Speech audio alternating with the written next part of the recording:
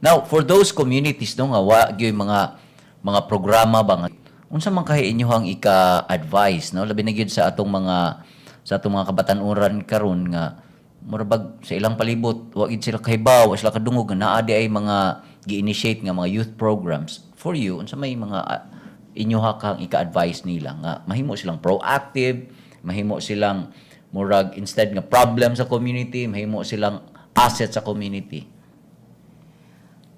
Sa mga kabatanon nato, sir, mas maayo jud sir nga mo participate, mo take step jud gali sila sir nga mo participate sila kung na mga programs sa community. Or mo adto ba sir sa balang magstoryag mga people nga mo nilang kaila sa barangay sa LGU Baron for example, or if ever man gali panaan nila wa sila makita, why not sir start their own by observing other communities programs nga or sa mga amigo nila nga na ditong community nga kahibaw sila nga nag-implement og mga projects. Why not mo learn sila mga best practices dito nga pwede lang mada silang community and build their own. So kumbaga dili sila maghuwat na naay mo duol but on their own. Yes sir, must take step jud siya nga. Kinahanglan sila nga kana imong giingon mo take step gid sila no mo move forward Yes. gid sila. And kanang mahimo sa nga kinahanglan sila ma-recognize. Yes, sir. Sa imuhang pagtan-aw Benedict, unsaon man sad nila no nga naa sila nga unsay ilahang mga agenda karon nga pwede nilang ika abante no ngadto sa labi na gyud sa atong mga local leaders. So, para sa ako, sir, masuggest na ko sa mga kabatan-unan ron na feel nila walay mga local LGU intervention silang barangay or mga programa nga mo promote sila mga youth development para na ko sir mo start yun na sa ilang kaugalingon. And then then sa ilang mga friends pwede sila maghimo grupo sa ilang mga kaamigo nila. Like bahala ginagmay basta masugdan gani sir. Mo gini mo nindot sir like mangita lang sila kauban nila nga feel gid nila nga in the long run mulambo gini ilang proyekto if ever nasa ginagmay nga proyekto and if ever sir wa sila makit-an sa ilang barangay gyud nga murag mangin-ana pwede sila mo tap sa ilang school sir. I believe na aguro na yung mga kuan atong mga For ilang sure. eskwelahan. For sure Nagina na mga school organizations, yes, sir, no? school organizations. Unya, I think ang local government unit, active po na sila sa mga out-of-school youth, no? For Yes. those Na-adjust youth, sir no, nga program out of sa school. OSY. So, mo lang ina, ang ato alang yun, kung ikaw nakadungog ka karon, you have to take step. You have to, kuan yun, no? Nga kanabang, mo advance ka ba nga, hey, naami din no? Nagkinahanglan mi sa inyong pagtagad, unya, naami ikatabang, no? Mao sir. By the way, nasa linya karon si Miss Jenny, no? Miss Jenny Litan, ang kasamtangang program officer sa Rafi Eduardo Aboitiz Development Studies Center. Miss Jen, mayong buntag. Maayong buntag, Sir Tas, sa mga manaminaw sa kahanginan, sa pagtuki, maayong buntag. Unya, Miss Jen, kuyog na to karon, kuyog na ko diri sa studio si Benedict ug si Miss Roxanne, no? Ang imuhang mga alumni. Yeah, mga banggitan nga alumni. Mga banggitan nga alumni. Alright. Miss Jen, una sa tanan, let's talk about first Young Minds Academy. Pwede minimong matagaan, Miss Jen, og hamubo nga pagpasabot. Unsa man ning Young Minds Academy sa Ramon Abuetis Foundation Incorporated? Oh, yeah, ang Young Minds Academy usa na ka programa sa Rafi, Eduardo Aboitiz Development Study Center para sa kabatan-una, no? This is a youth leadership and citizenship development program for young people aged 12 to 20 years old. So So mo ni ang mga usa ka kuan Sir Tas, no? Kanang dili ni siya usa ka scholarship program para college or academic, sa high school. di ni siya, this is a non-academic. Non-academic program. siya. Okay. Yeah, so ang kuan nato tulo ka framework sa YMA, gitawag nato nga 3 Cs or tulo ka Cs. Ang first kay mag-build og kuan character, no? We need to strengthen their character. And second, their competence, and then promote active citizenship. So tulo ka Cs, competence, character, and citizenship. So 8 months ni siya nga program. So 8 months magsugod April until November. Unya naa ni sila lain nga mga programa or mga activities. Ang mag-una ni sila og training og capability building, And then next is project development. So tudluan ni sila og research o kung saan paghimog mga proyekto sa komunidad. Unya, eventually mag-write sa di sila og proposals o mag-implement ni sila og mga projects sa komunidad. So karon nanata sa season 9. Ang team karon sa season 9 kay Disaster Preparedness and Humanitarian Response. Natay 93 ka book scholars sa YMA season 9. Unya naghimo na sad ni sila og mga proposals para sa ilahang mga barangay nga na-assign na barangay. And then eventually mag-implement ni sila mga next week na. So mo na ito ang atangan Miss Jen, no, ang kining mga Yes. projects nga i-implement nila. Miss Jen, Yes. talking about youth, no, para nimo unsa may papel, no, sa atong mga kabatanunan diha sa ato ang mga komunidad. Yes, ang ingon nila Sir Tats no nga ang kabatanunan ang paglaom sa ato ang nasod, which is sakto kaayo pero dili lang siya ang future. Dili lang ang kabatanunan ang future sa atong country, but already the present. Sila na ang karon, sila na ang makahimo sa kabag-uhan karon, makatabang na sila sa ato ang kanang komunidad karon. So they can do something extraordinary in their own communities, in their own school, in their own organization. So atong gituo sa YMA magud ni believe kaayo ta sa mga kabatanunan kay na sila yung mga innovative kaayo nga mga proyekto para sa ato ang komunidad. Kunya kani mga proyekto nila nga innovative kaayo kay ilahang i-implement jud niya nakita man sa tag maayo nga mga effects sa ilahang mga projects. So ang mao nang dituo jud ang Rafi nga mo build jud ta sa ato ang mga batanon kay we see the potential and we know nga ma-channel na nato ang ilahang mga potential sa maayo nga mga pamaagi. So imong gi-emphasize Miss Jen nga ang konsepto karon, no, sa kabatanunan nga ang sa unang konsepto nga kini sila for the future ra gyud ni sila. But karon ang bagong konsepto sa youth nga appeal na gyud sila sa present nga moy mo disenyo for the future.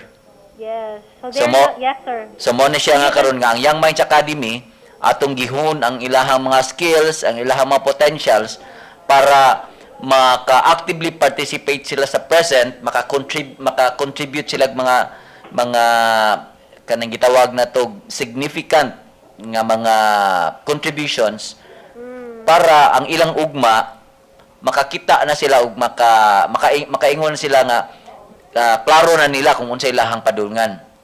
Yes. Miss Okay, Jen, uh, aside sa kining strength sa youth, no, being a innovatiba, unsa pa may laing strength karon nga imong nakit-an, no, sa imong naobserbahan sa imong mga scholars o mga alumni? Sa ang usa jud ka kanang strength sa mga batanon, no, actually daghan kayo strength ang batanon pero energetic kay sila. Daghan kay sila energies unya usahay dili ta kahibaw kita murag wala pa ta kahibaw unsaon nato pag-channel sa ilang energies into for them to be more active or to be more kanang concerned about our country. Daghan kita makitaan sa Facebook nga kanang daghan sila kanang dream sa ato ang nasod pero ang atong challenge sad ana kay unsaon man nato pag-lead nila nga og action ba. So makita tag daghan kayo mga daghan kay energies. They have so many pent up energies, but it is always our challenge on how we can lead them for them to be proactive in solution finding sad. So we actually daghan kayo tag mga grupo karon nga kayo proud kayo sad ta sa mga kabatanunan kay grabe kay ka-active sa ato ang nation building. They're even starting their own projects already. Or else they're kind of doing something na little by little sa ilang own nga circle or sa ilang own school.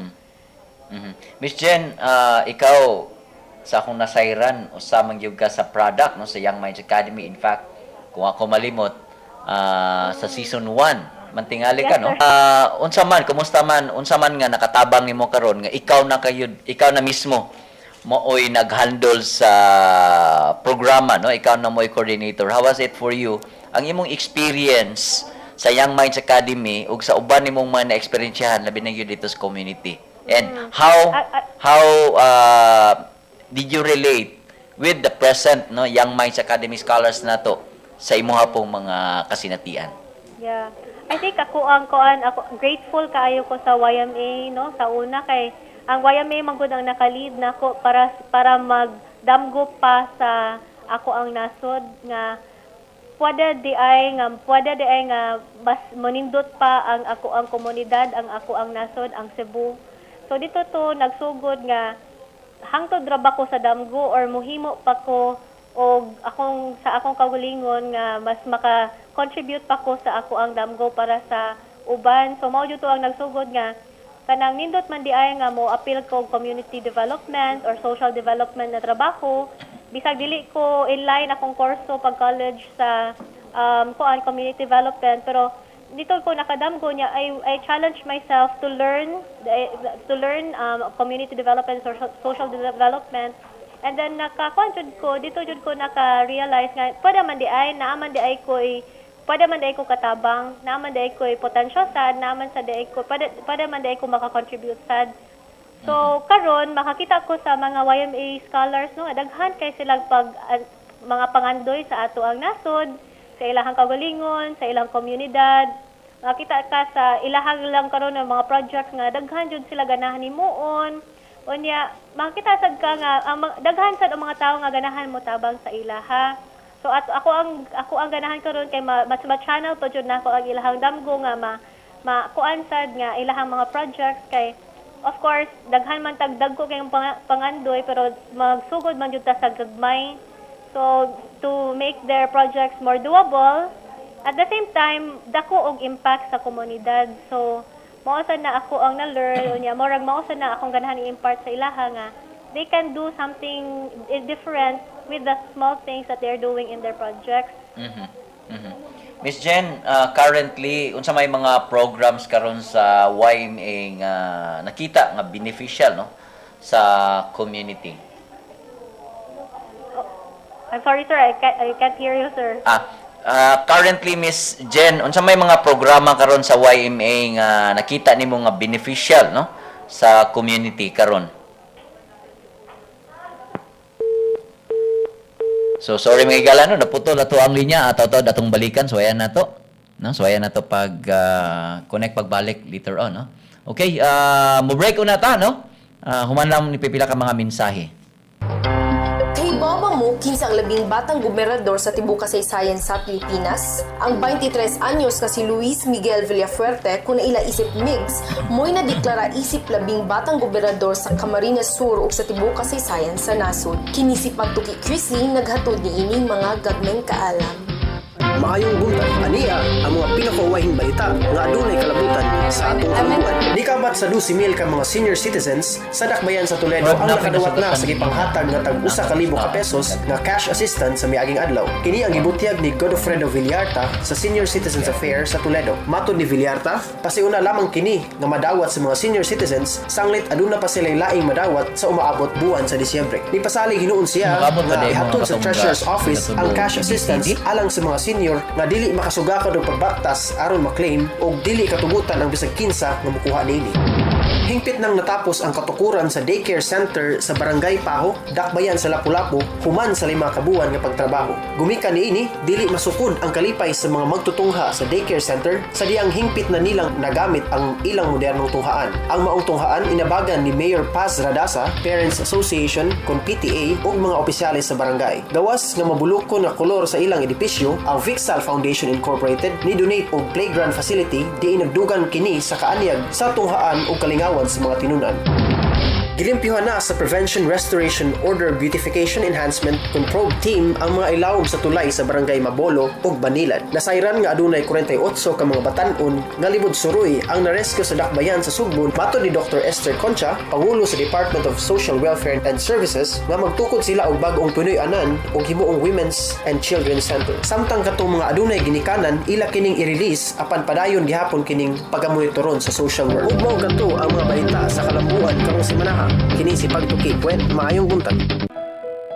Usa ka ba kananay nga adunay negosyo o ganahan nga mas mapalambo pa kini? Apil na sa microfinance nga programa sa Ramon Aboitiz Foundation Incorporated kon Rafi ug pahimusli ang iyang gitanya nga production loan, savings ug microinsurance. Alang sa dugang kasayuran tawag sa 414-9996. Mahimo sab mo tax sa 0928-5593-858. Rafi Microfinance ang inyong kaabag sa responsableng patigayon alang sa kalambuan. Ang Eduardo J. Aboitiz Cancer Center kon EJAC sa programa po sa Ramon Aboitiz Foundation Incorporated naglihok sa sayong pagmatikot sa cancer alang sa dugang kasayuran tawag sa 254-6351. Okay, balik ta maigala. Okay. So si Miss Jen no nga nasa linya. Miss Jen, balik ta no. Miss Jen sa akong pangutana unsa may mga currently unsa may mga programs karon sa YMA nga nakita nimo nga beneficial sa ato ang community? Yeah. Naatay ko answer sa ilahang sa season 8 sir, sa last na season kay they're doing a project upscaling. So naay duha ka proyekto nga nagsigig pag-implement karon na usa sa Consolacion and then one in Cordova Public College. So it's in line with disaster risk reduction and management.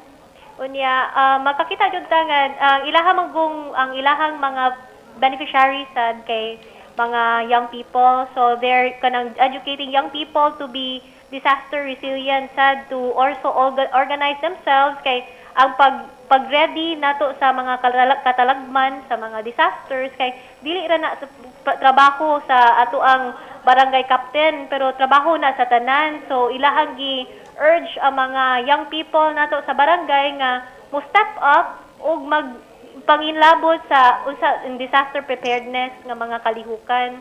So karon nag-training ni sila og mga youth nga mo constitute og disaster team sa ilahang barangay sa Consolacion, and then they're also doing some implementation na sa mga youth sa Cordova sir, sa Cordova Public College kay naghimo sila og module for disaster preparedness. They call it backpacking, the DRM backpacking in barangay in Cordova Public College, and then ang katong module nga ilang ginahimo kay gi-incorporate sa NSTP. So every NSTP every year kay na-appeal na siya sa iyang curriculum. Mhm. So sustainable jud ang ato ang mga projects sir nga dili lang siya one time nga mahitabo. So, kun dili nga napag jud siya bisag wala na sila didto ang mga YMA scholars nato, ang katong barangay or katong Cordova Public College sila na ang mo-sustain atong mga proyekto ha. Mhm. Mhm. Miss Jen, sa katapusan siguro unsaon man pag-appeal no? Kung naay gustong masayod no, unsaon pag-appeal sa Young Minds Academy, pwede nimong mapahibaw ngadto sa tong kaigsuonan Miss Jen. Yes. Kami sa RAFI, Eduardo Aboitiz Development Study Center, nag-invite me sa inyo ha kung ikaw 12 to 20 years old, batan-on no, unya ganahan mo himo og kahilihukan or mga naay dreams sa ato ang nasod o usa ka leader sad ka, moapil ka sa Young Minds Academy, mag-form ka og group of 5, so usa ka team nga 5 mo ka buok. Kung 12 to 16 years old ka, so Generation B, that's for Generation A, that's 16 to 20 years old, so mag-form ka na group of 5. And then naay mga requirements next year ko karon kutob man November ang season 9. Next year mahitabo nga January to March magsugod na ang screening, ang pag-filing of a next season nga Young Minds Academy. So for more information, kita man jud tanan murag almost kita tanan naanan man tay Facebook. Tan-awa pagitaa sa Facebook ang Young Minds Academy. Kung dili naa say rafi.org or Ramon Aboitiz Foundation, they can link you to the Young Minds Academy Facebook page. Pwede sad mo mutawag sa amo ang numero sa among telephone kung naa may mga pangutana. Ako ang number kay sa Rafi kay 418-7234 local 112. So So you can also call me kung na may mga pangutana bahin sa Young Minds Academy or sa mga other youth development programs sa Rafi Yadsi. Miss Jen, daghang kayong salamat ha sa imuhang pakiguban kanamo karong buntaga, and God bless. Yes, thank you kay Sir Tad. Thank you Ben and Roxanne. Thank you for also coming there for the radio program for Pagtuki. Thank you very much, sir, and God bless you. God bless, Miss Jen. Bye-bye. So, mga katong mga higala, si Miss Janelitan, ang program officer sa Rafi Iadsi nga mo ay anchor no, sa Young Minds Academy. May higala, ito sa ning tagahigayon sa pagbasa, no, ang ato ang gipost din sa ato ang Facebook page. Ang atong pangutana, what can the youth do for the country? Ang tubag, gikan ni Alimar Abreu, na siya, youth plays significant role in the country. Being an active citizen is by participating in activities which involves the decision-making or decision of entire populace. I think is one way of showing that you are an active youth. I still have hope that youth is the hope of our nation.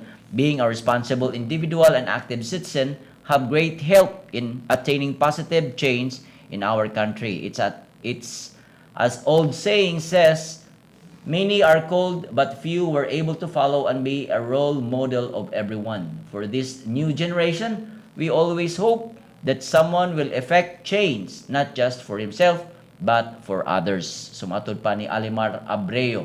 O si Kay Pajardo Velez, naingon sad siya nga, be responsible and God-fearing.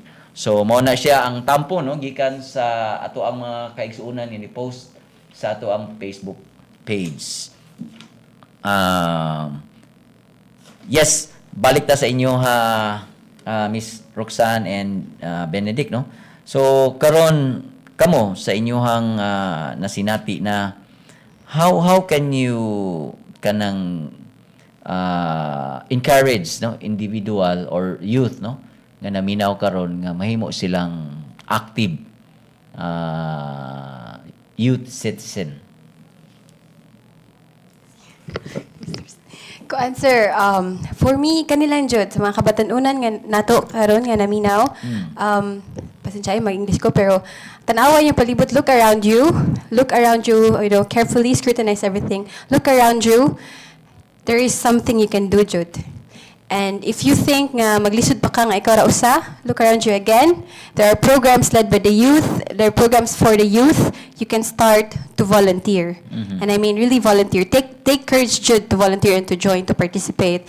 And then you can always afterwards it's really a rewarding effort, Jude, sir, nga mo volunteer ka. It's really worth it, Jude. So volunteerism sad, no, is pwede sa kadiha nga maka-contribute ka sa imong community, no? In whatever way, no? In whatever way, Jude, pwede sir, ra kag small simple ways lang ka kayo start. nga mo volunteer ka nga maghimo mo community clean up. Kana, sir, Enough it's na a kaya na start, siya, yes. no? It's Alright. a start, Sa Jude, imo sir. ha, Benedict, para nimo. So sa ako, sir, kung saan paghimong proactive ang mga kabatanon, sir, kay dili lang ta mag-comment, dili lang ta mag-storya, but action yun. Bahala ginagmay, pero naatay gibuhat. So dako na siya matabang sa katong problemaha. So if feeling mo ikaw ra isa, ay kabala ka kay na mga bata noon pod nga into community development. So kana. So kana, no, again naamay ang atong mga LGUs na may gipasigudahan ng mga programs for the youth.